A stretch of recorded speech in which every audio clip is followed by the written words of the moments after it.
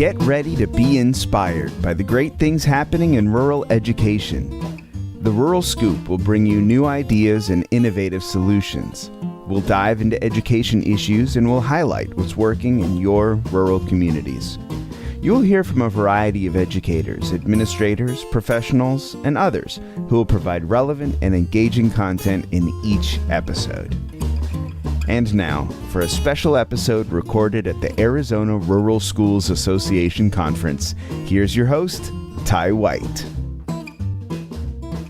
All right. So the first question I'm using to help break the ice and show you that you trust me here, would you please just introduce yourself and tell everyone what you're here for why you're here for the Resilient Rural Conference? Hi, my name's Karen Gifford, and I'm the Partnership Director for Arizona for Proximity Learning. And I'm here at this conference joining you all because we believe that every child deserves a fully qualified teacher. And rural schools tend to have harder vacancies to fill at times. And we believe it's an equity issue. And we want to bring the teachers that the kids need. I like that. Is this your first time to the ARSA conference? It is. What do you think so far? Love it. I think it's very intimate and friendly, and people have just been great. Okay.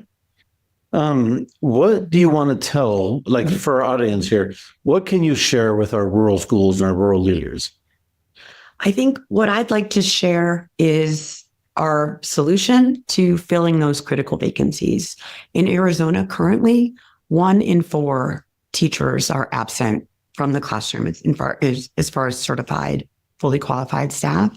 And I think in some of our rural areas, those vacancies are even harder to fill.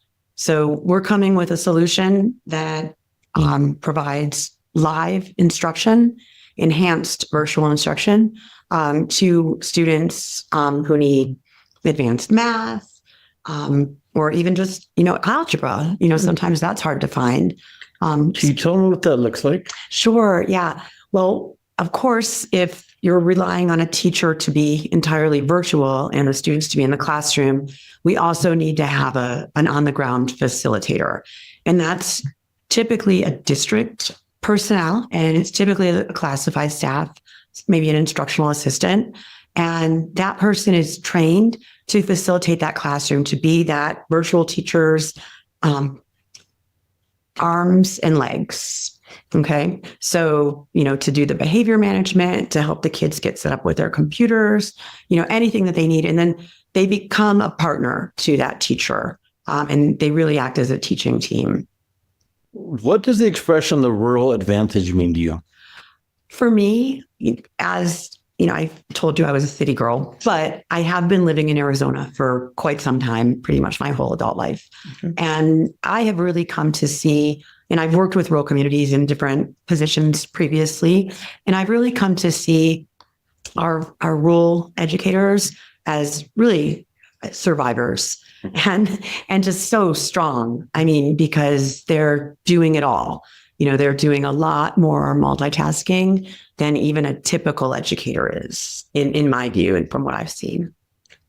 I really appreciate that. A lot of the reason we like that question is it kind of helps people view rural without that deficit mindset. So absolutely. I'm a former special educator. So, I was trained early to look for the strengths and the strength-based approach. Great. One of my favorite parts about this conference is that ARSA recognizes and celebrates 10 outstanding teachers.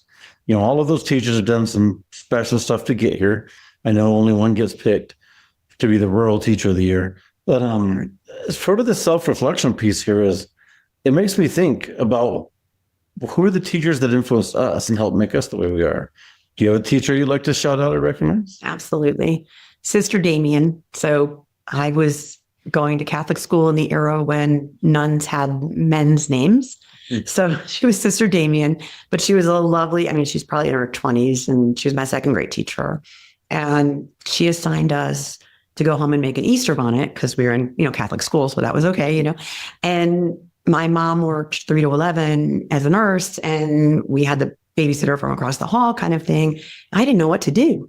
And so I just got a hole punch in a piece of construction paper and decorated it and put a yarn through, And then I walked into school and all the other girls in the class had a paper plate with bows on top. And I felt horrible. And so I hid mine. Like I was just going to act like I didn't do it. Savage fooled me. And my table mate, John Soder, I will never forget his name. And if you're out there, John, but I'm glad he did it. He told on me basically that I had one. And Sister Damien didn't make a big deal, but she did acknowledge how wonderful it was that I did something so original and creative, and made a big deal out of that. So very cool. So being part of, proximity learning, I'm sure you've got a network of people around the state. What would you say to someone that needs to be here, but maybe is kind of on the fence about committing their time and their resources? Oh, wow. I've gotten a lot out of this conference as, a vendor. And I mean, I said I was formerly an educator, but yeah, I just, Carol Bastile's presentation, the gentleman this morning, Andrew, was amazing.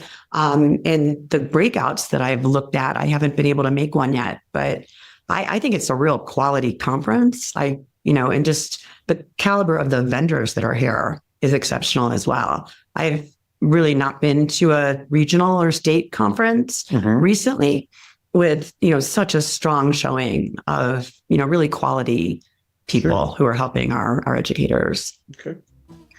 That sounds great. Okay. Thank you for your time. Thank you, Ty. It was nice to meet you. Thank you so much for listening to The Rural Scoop. Please be sure to rate, review, and subscribe, or even leave us a comment. And be sure to follow on Twitter at Dr. Sadorf. That's Dr_SADORF, so that you never miss a new release. You can also check out previous episodes of The Scoop wherever you get your podcasts. Production support for The Rural Scoop is provided by Chattanooga Podcast Studios. Find out more at ChattanoogaPodcastStudios.com. See you next time for more great discussions about rural education.